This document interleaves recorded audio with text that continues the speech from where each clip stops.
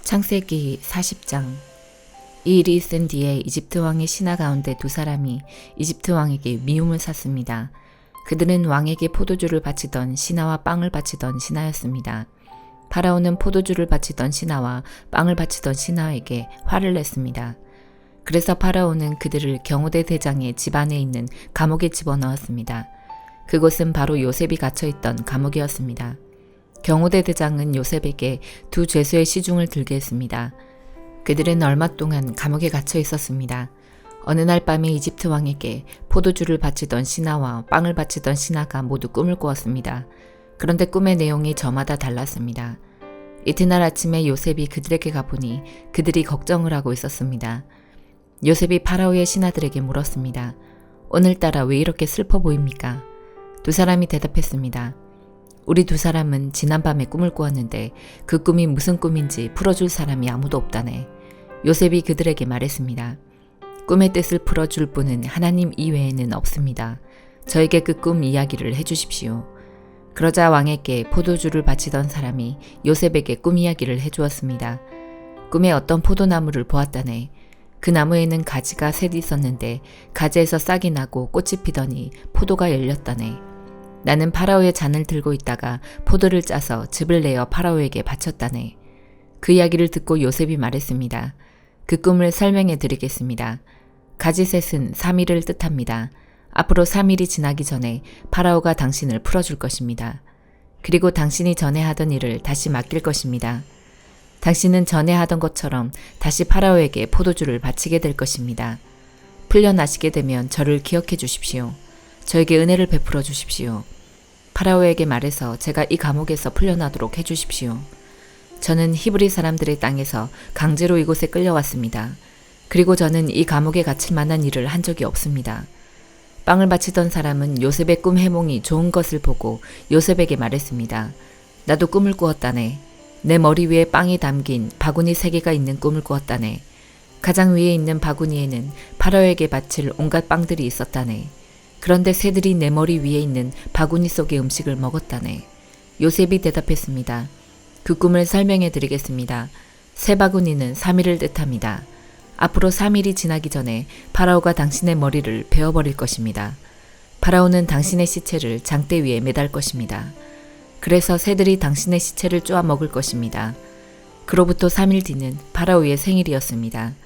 그래서 파라오는 모든 신하들을 위해 잔치를 베풀었습니다. 그는 신하들 앞에서 포도주를 바치던 신하와 빵을 바치던 신하를 감옥에서 불러냈습니다. 파라오는 포도주를 바치던 신하에게 옛날에 하던 일을 다시 맡겼습니다. 그래서 그 신하는 다시 파라오의 손에 포도주 잔을 바칠 수 있게 되었습니다.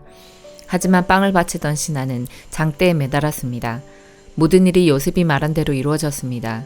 그러나 포도주를 바치던 신하는 요셉을 기억하지 못했습니다. 그는 요셉을 잊고 말았습니다. 마가복음 10장. 예수님께서는 그곳을 떠나 유대지방으로 가셨습니다. 다시 많은 사람들이 예수님께로 몰려들었습니다. 다른 때와 마찬가지로 예수님께서 그들을 가르치셨습니다. 몇몇 바리새파 사람들이 예수님께 와서 예수님을 시험하려고 물었습니다. 사람이 아내와 이혼하는 것이 옳습니까? 예수님께서 대답하셨습니다. 모세가 너희에게 어떻게 명령하였느냐? 그들이 말했습니다. 모세는 남자가 이혼 증서를 써준 다음에 여자를 보내라고 허락하였습니다. 예수님께서 말씀하셨습니다. 너희의 마음이 굳어 있어서 모세가 이런 명령을 썼다. 그러나 하나님께서 세상을 만드실 때부터 남자와 여자를 만드셨다. 그러므로 남자가 자기 아버지와 어머니를 떠나 아내와 더불어 둘이 한 몸이 될 것이다. 따라서 더 이상 둘이 아니라 한 몸이다. 그러므로 하나님께서 하나로 만드신 것을 사람이 가르지 마라. 제자들이 집에서 예수님께 이혼에 대해 다시 물었습니다. 예수님께서 대답하셨습니다. 자기 아내를 버리고 다른 여자와 결혼하는 사람은 간음죄를 짓는 것이다. 자기의 남편을 버리고 다른 남자와 결혼하는 여자 또한 간음죄를 짓는 것이다. 사람들이 자기의 아이들을 데리고 예수님께 와서 어루만져 주시기를 원했습니다. 그러나 제자들이 이들을 꾸짖었습니다.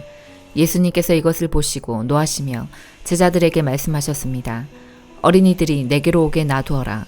그들을 막지 마라. 하나님 나라는 이런 어린이와 같은 사람들의 것이다. 내가 너희에게 진정으로 말한다. 어린이처럼 하나님 나라를 받아들이지 않는 사람은 결코 그곳에 들어가지 못할 것이다. 그리고 예수님께서 어린이들을 팔에 안으시고 손을 얹어 축복하셨습니다. 예수님께서 길을 떠나시려고 할 때 한 사람이 달려와서 예수님 앞에 무릎을 꿇었습니다. 그리고 여쭈었습니다. 선하신 선생님, 영원한 생명을 상속받으려면 무엇을 해야 합니까? 예수님께서 대답하셨습니다. 왜 나를 선하다고 하느냐?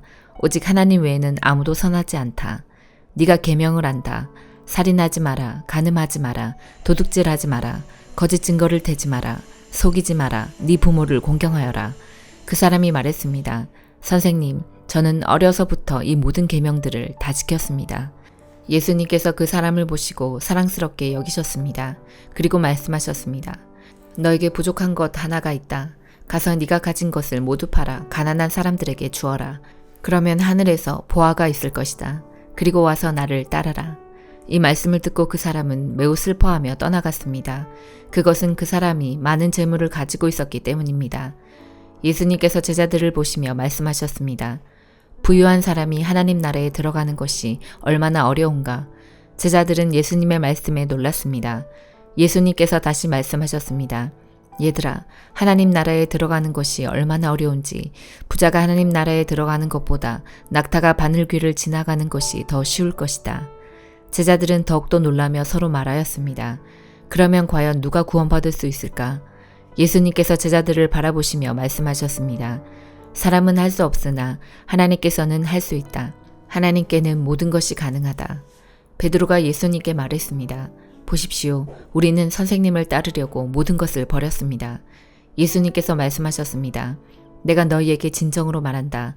나와 복음을 위해 자기 집과 형제, 자매, 어머니, 아버지, 자식 또는 밭을 버린 사람은 이 세상에서 핍박과 함께 집, 형제, 자매, 어머니, 자녀, 그리고 밭을 100배로 받을 것이다. 그리고 오는 세대에서는 영원한 생명을 얻을 것이다. 첫째가 꼴찌가 되고 꼴찌가 첫째가 되는 사람이 많을 것이다. 예루살렘으로 올라가는 길에 예수님께서 사람들보다 먼저 걸어가셨습니다. 제자들이 놀랐고 뒤따르던 사람들도 두려워했습니다. 예수님께서 12제자를 따로 부르셔서 어떤 일이 예수님에게 일어날지 말씀하시기 시작하셨습니다. 보아라, 우리는 지금 예루살렘으로 간다. 인자가 대제사장과 율법학자들에게 넘겨질 것이다. 그들은 인자에게 사형을 선고하고 이방 사람들에게 넘겨줄 것이다. 이방 사람들은 인자를 조롱하고 침을 뱉고 채찍으로 때리고 죽일 것이다. 그러나 인자는 3일 뒤에 다시 살아날 것이다. 세베대의 두 아들인 야고보와 요한이 예수님께 와서 말했습니다. 선생님, 우리의 소원을 들어주시기 원합니다. 예수님께서 물으셨습니다. 너희가 내게 무엇을 원하느냐? 그들이 대답했습니다. 저희가 주의 영광스러운 나라에서 선생님의 오른쪽과 왼쪽에 앉게 허락해 주십시오. 예수님께서 대답하셨습니다. 너희가 요구하는 것이 무엇인지를 알지 못하는구나. 너희는 내가 마시는 잔을 마실 수 있느냐? 그리고 내가 받는 침례를 받을 수 있느냐? 그들이 대답했습니다. 예, 우리는 할 수 있습니다. 예수님께서 그들에게 말씀하셨습니다. 내가 마시는 잔을 너희가 마시며 내가 받는 침례를 너희가 받을 것이다. 그러나 내 오른쪽이나 왼쪽에 앉는 것은 내가 허락하는 것이 아니다. 이 자리들은 정해놓은 사람에게 돌아갈 것이다.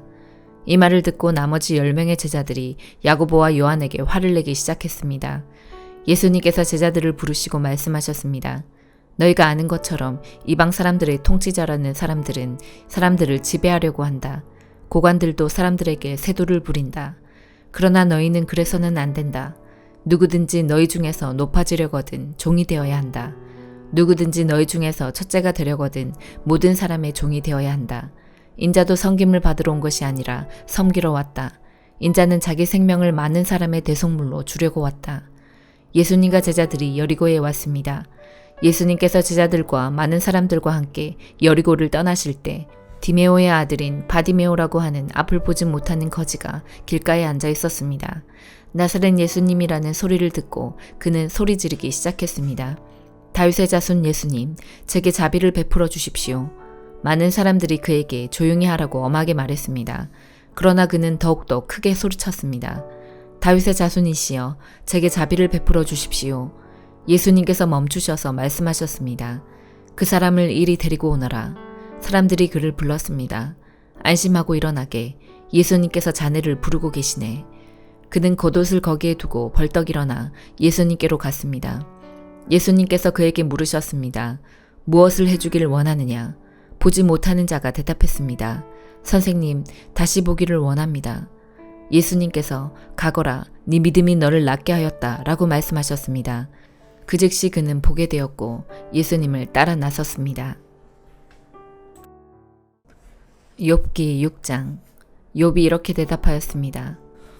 내 분노와 내 모든 재앙을 저울에 한번 올려봤으면 그것은 바다의 모래보다 무거울 텐데 내 말이 성급했던 것은 이 때문이라네.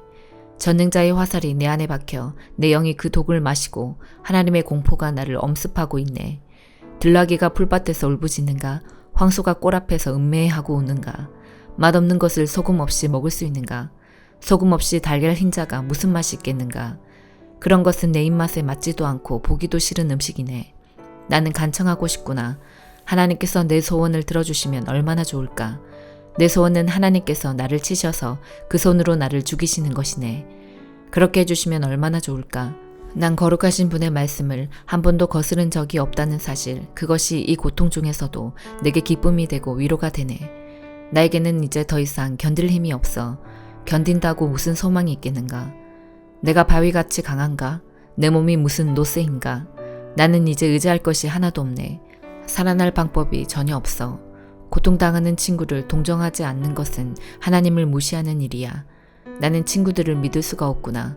자네들은 마치 말랐다 불어났다 하는 시냇물 같아. 그런 시냇물은 겨울에 눈이 녹으면 불어났다가도 여름철에는 바짝 말라버리는 시냇물같이 가뭄 때는 물이 줄어들다가 아주 말라버리고 이리저리 구불거리다 나중에는 흔적조차 없어진다네. 대마의 상인들이나 스바의 여행객들도 시냇물을 찾으려 하지만 막상 찾고 나면 결국 실망만 더하게 되지. 나는 정말 시냇물을 찾듯이 자네들을 찾았네. 그렇지만 자네들은 내 몰골을 보고 기겁을 했어.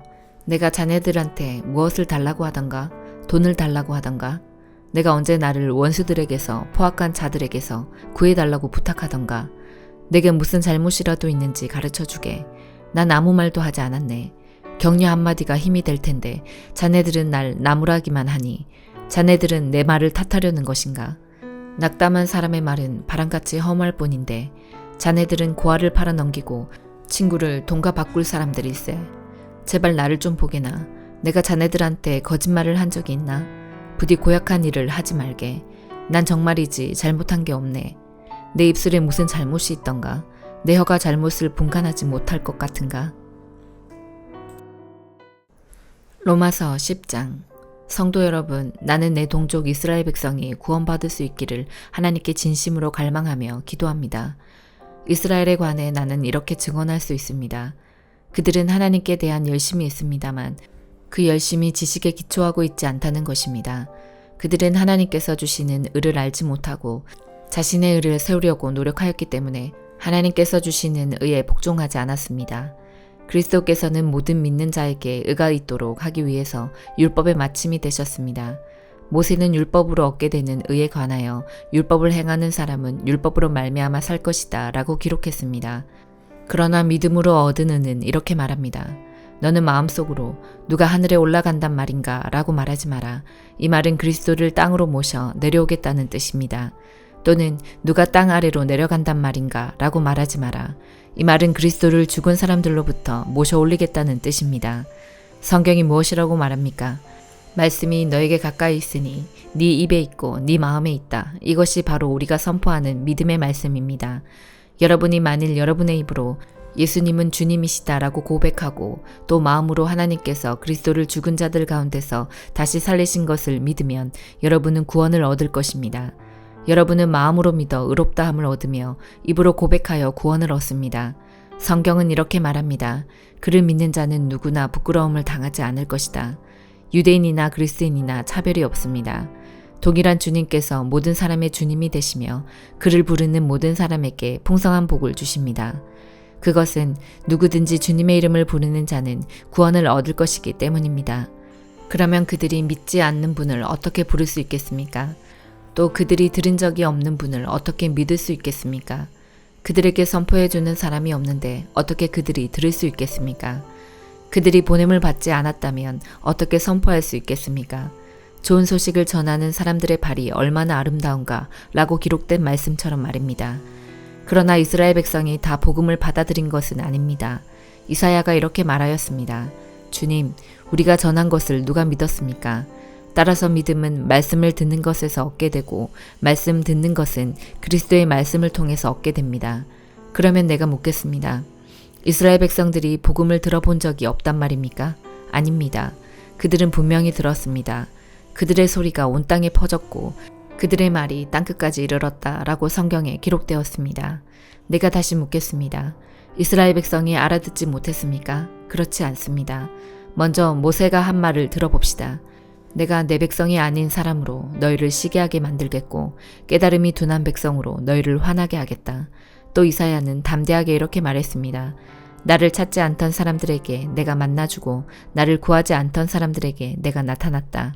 그러나 이스라엘에 관해 하나님께서는 복종하지 않고 거역하는 백성을 향해 나는 하루 종일 내 손을 내밀었다고 말씀하셨습니다. 아멘.